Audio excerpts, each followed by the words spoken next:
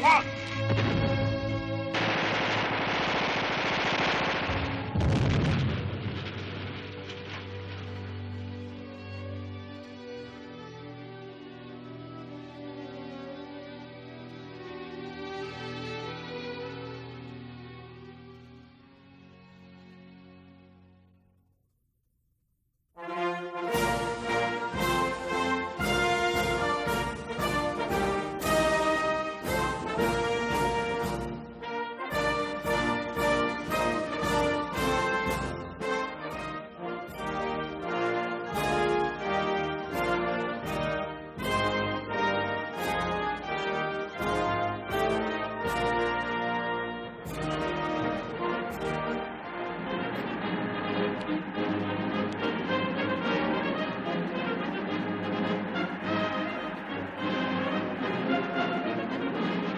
The armies of Europe were on the move.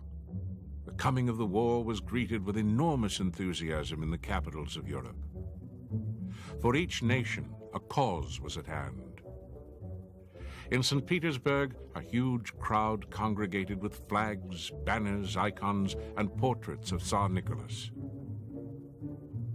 The Emperor Nicholas responded to the chants of his people by appearing on the palace balcony overlooking the square. The entire crowd knelt at once and sang the Russian national anthem. In Paris, a French officer leaving with his regiment for Verdun wrote, "Our great nation's heart was beating tumultuously as in days long past.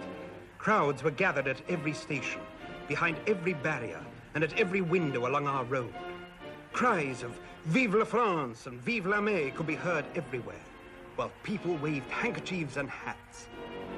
The women were throwing kisses and heaped flowers on our convoy, and the young men were shouting au revoir and à bientôt. At one grade crossing, a young woman lifted her baby towards us, shouting, 'He too, like you, will go someday and do his duty.' It must have been like this in 1792. The soul of France had again attained the height of her greatest period in history."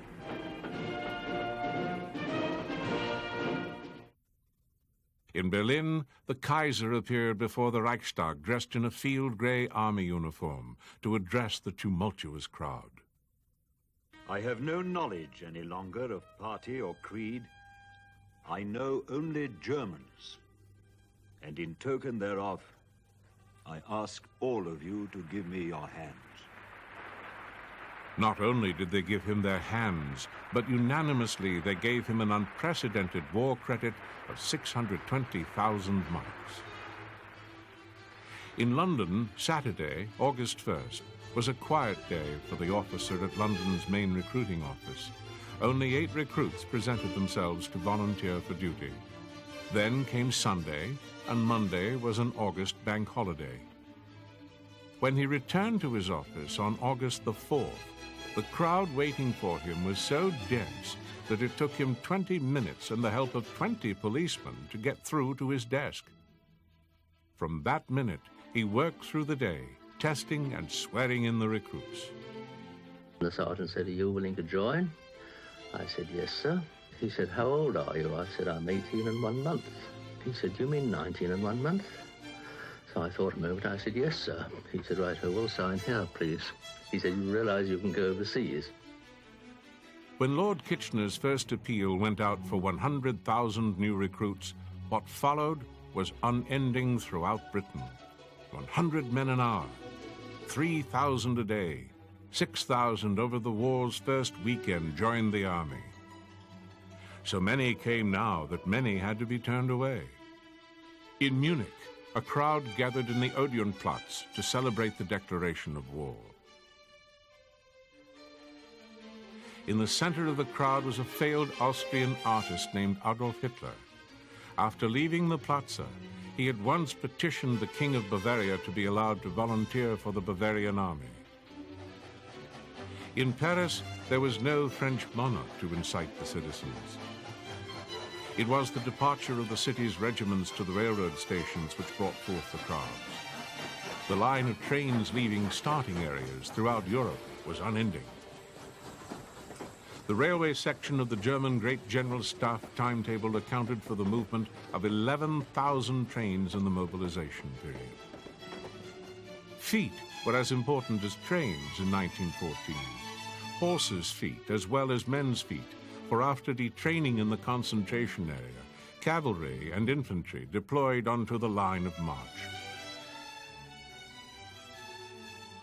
An infantry division on the march filled 14 miles of road, and the endurance of horses along with that of the infantry was pushed to the limit in the race to drive the advance forward.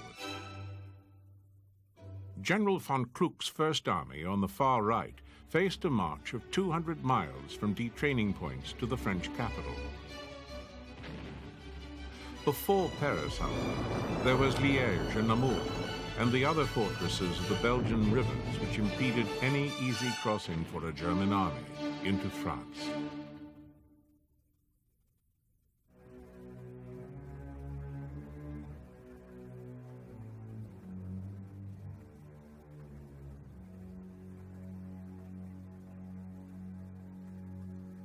It was Austria's quarrel, but it was Germany's war.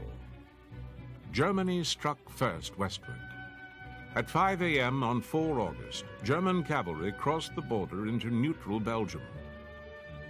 The invasion of Belgium was demanded by the Schlieffenplan. The Schlieffenplan's overriding aim was to enable Germany to deal successfully with the strategic nightmare of a two-front war against both Russia and France. Schlieffen estimated that should Germany have to face both France and Russia, the latter would be slower to mobilize and deploy, giving Germany a vital margin of some 6 weeks in which to overpower France by means of a massive and rapid campaign. As soon as France was defeated, Germany could then transfer the bulk of her forces to the east to meet the Russian steamroller. There was a danger. The fortresses along France's northeastern frontier might fatally delay the German army's lightning western offensive, maybe even halting it entirely. Accordingly, Schlieffen resolved that German forces must sweep through Belgium, trampling neutrality before driving into northwestern France. The pivotal role was given to 5 armies deployed between Metz and Holland, totaling 35 corps in all. The most powerful forces were allocated to the extreme right wing of the offensive. One army here was expected to swing round to the west of Paris on the outer flank of a colossal wheeling movement which was intended to take on the opposing French armies in the rear before trapping them against their own frontier. The whole operation was expected to be over in 40 days. The changes to the Schlieffenplan made by Moltke dictated that the German right-wing armies must pass through the Meuse Gap between Holland and the Ardennes, a narrow corridor dominated by Liège. Failure to capture Liège and its ring of 12 forts quickly would wreck the complex German timetable at the start of the campaign. The strength of the Belgian forts had alarmed Schlieffen and his General Staff successors. They were immensely strong, subterranean, and self-contained, surrounded by a ditch 30 feet deep. Their thick skins would have to be broken by aimed artillery fire, and quickly, for a delay at the Meuse crossings would throw into jeopardy the smooth evolution of the Schlieffenplan. No gun heavy enough for the work existed at the time of Schlieffen's retirement in 1906. By 1909, however, Krupp had produced a prototype of a 420mm howitzer.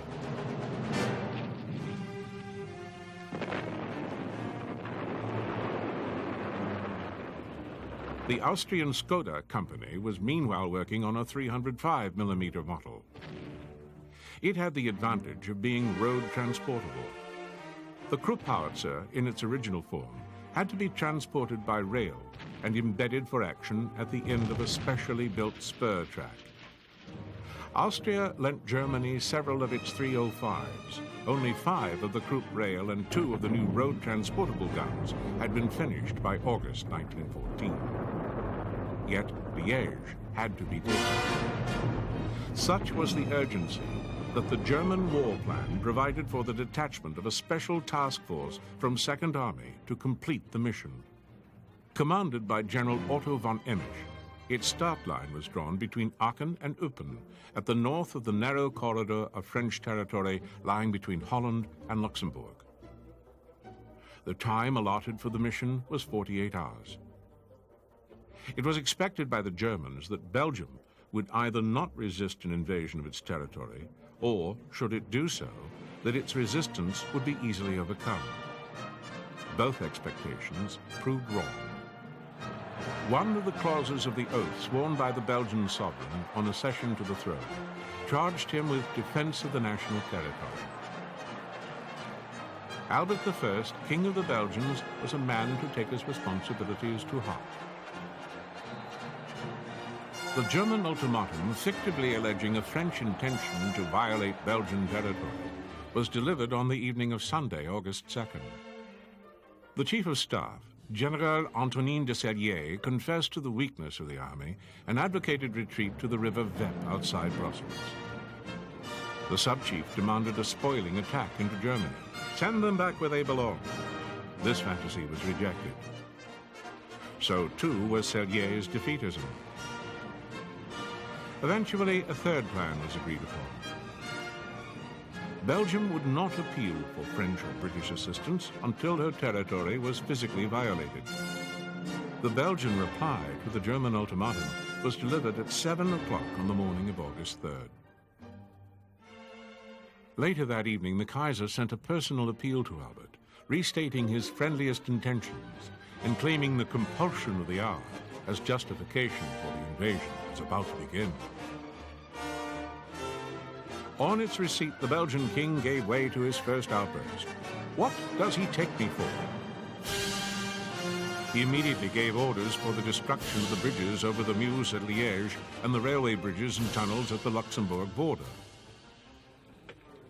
The Belgian army was weak, but willing to fight behind its superb forts and hastily constructed defenses.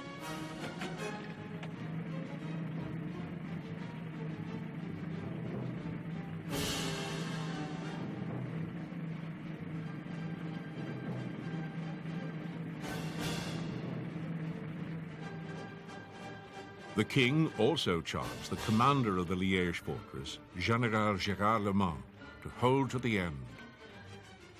Le Mans was a man of honor and, despite his advanced age, of courage. He was the first true hero of the Great War, and his courage was to be tested as he faced the most powerful military force in the world. The Meuse, which he was entrusted to hold, is a mighty river.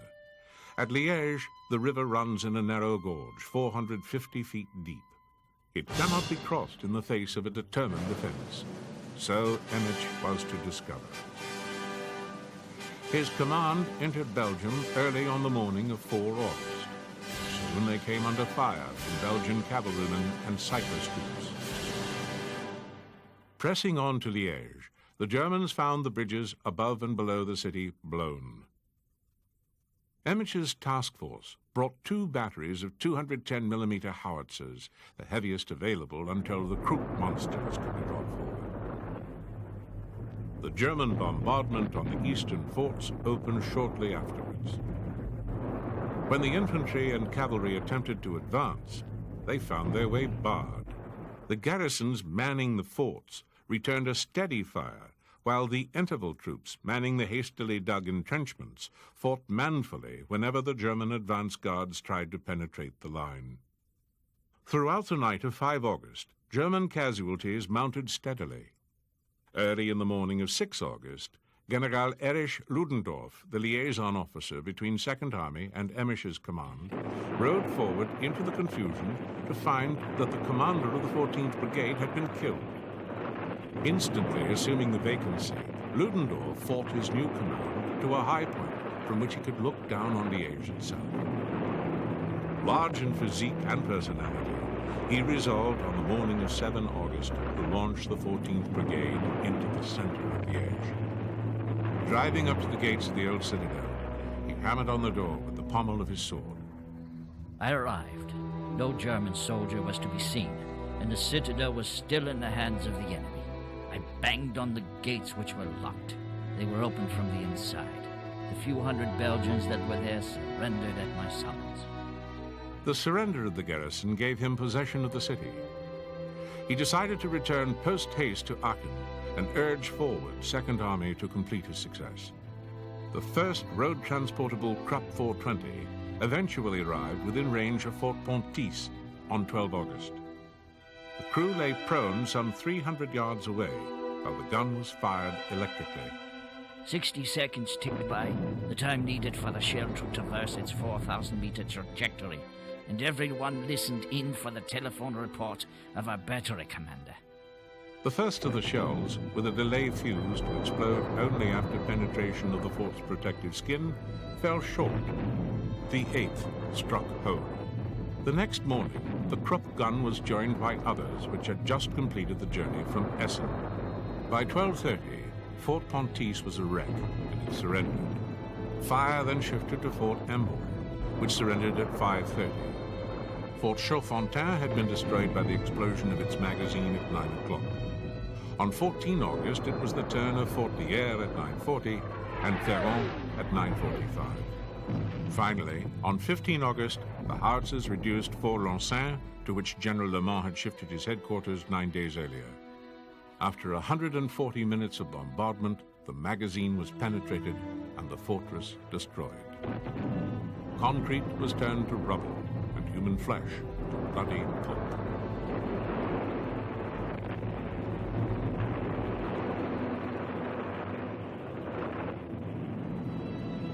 Amid the ruins, General Le Mans was found lying insensible. To Emmich, he said from the stretcher on which his captors placed him, "I ask you to bear witness that you found me unconscious." The last two forts, Boulogne and Flamel, surrendered without a fight on 16 August. These two victories spelled the end of a 300-year-old military trust in the power of fortresses. Liège had fallen, but far to the south, the French army was on the move.